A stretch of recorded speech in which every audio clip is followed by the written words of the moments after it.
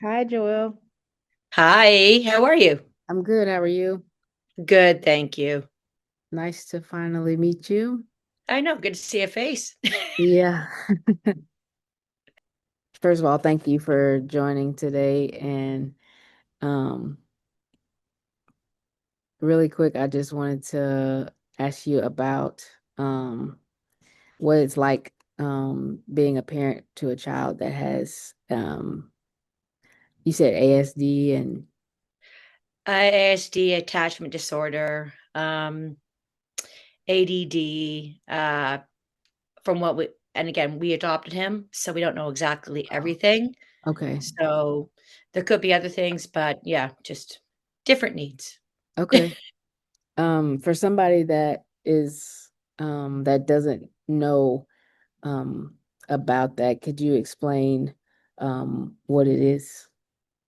Well, autism is where their brain kind of just functions differently and reacts to different things differently. Mm. Um, and it gets a huge spectrum, so it's really hard to describe everything. But for example, uh, the best thing is you walk into a grocery store where there's lots of lights. There's the calling, the people bustling about. All of those we could very easily overstimulate them. To Hmm. us, we can just not notice them at all, but to them it could be quite huge. For example, in a classroom, because again, I'm also a teacher as well. But what happens is, for one child, for example, could hear the ticking of a clock in a classroom. The Hmm. rest of us would not notice, and it completely set them off. Like it's Yeah. just little things their brain connects to. Okay. Um, and then as well, I mean, ADHD again, it's your hyperactive disorder. You struggle to sit still too long.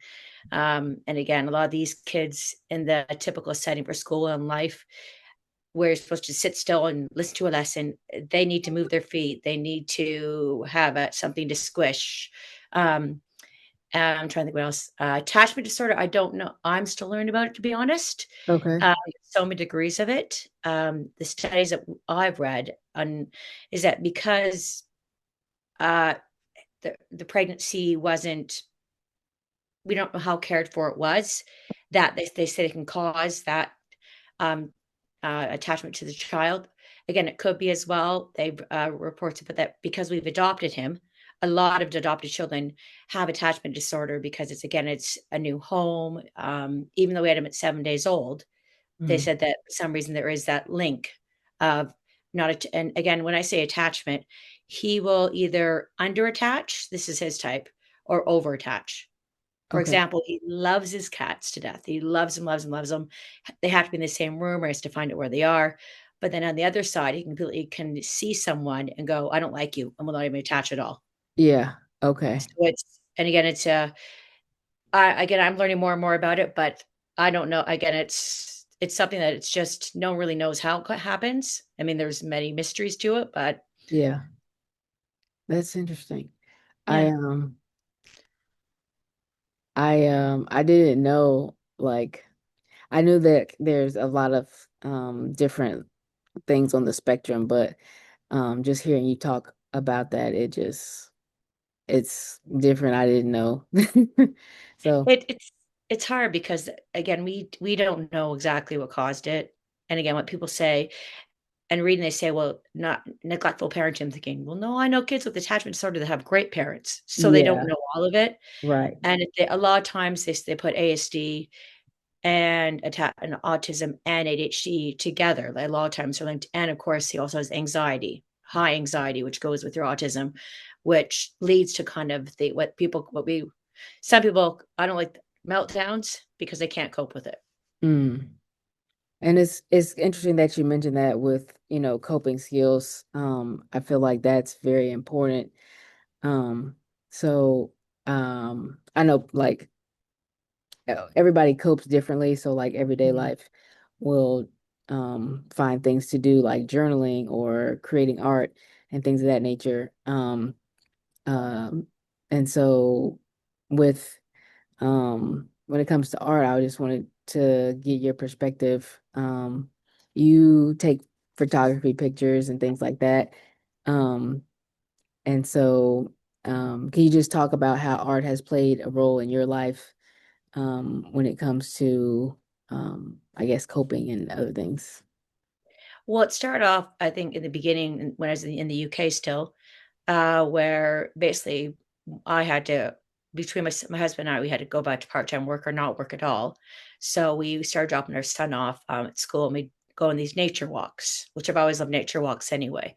Yeah. I grew up as a camp counselor and loved the forest and Canada, lots of lakes. So then again, as I just started taking pictures, and what started with me is I would look at it and go, "Oh, that reminds me of how I feel right now.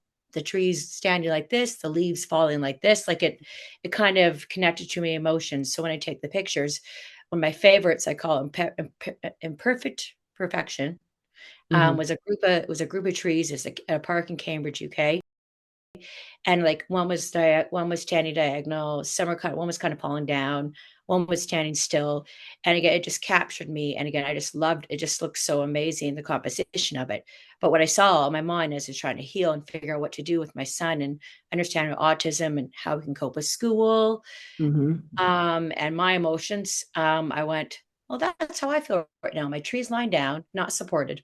Like as it kind of the nature kind of connected with me, Yeah. and so that's why I call them emotional landscapes.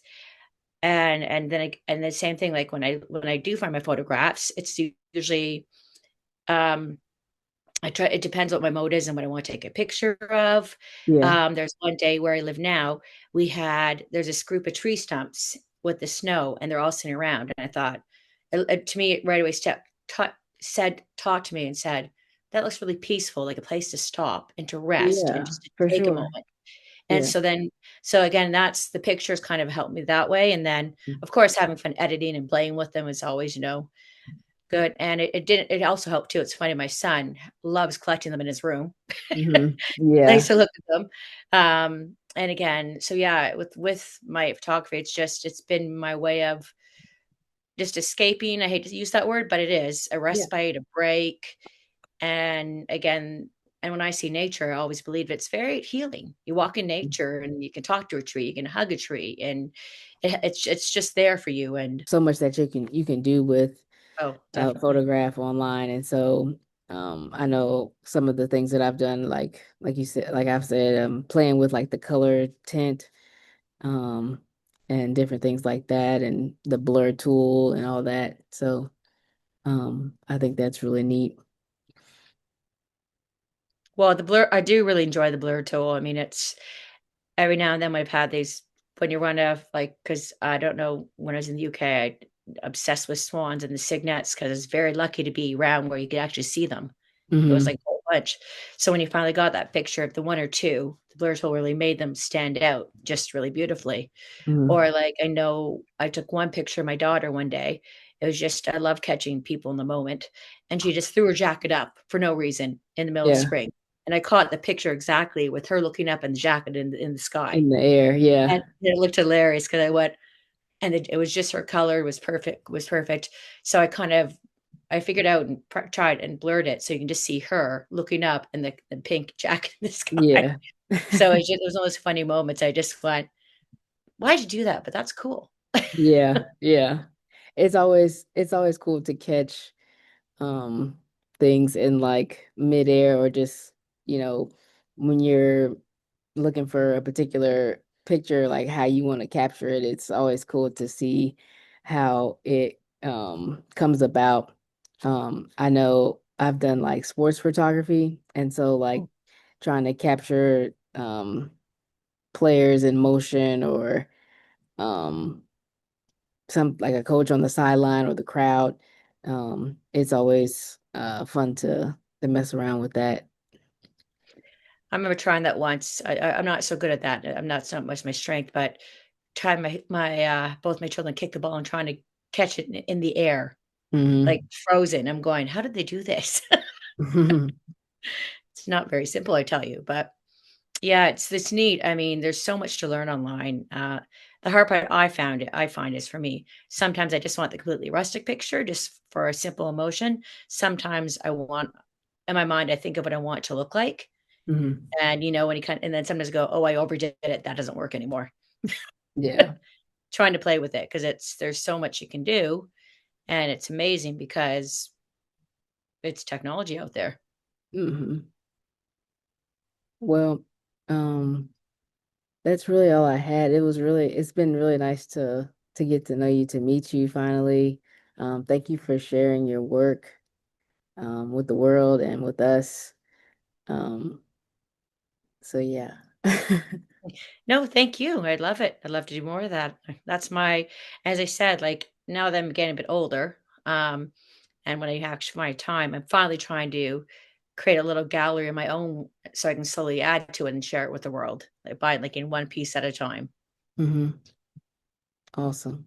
Yeah, it takes time, but and I enjoy it. So it's, keeps me happy. Yeah, awesome. Well, thanks again, Joelle. Thank you. Have a great day. You too. Bye. Bye-bye.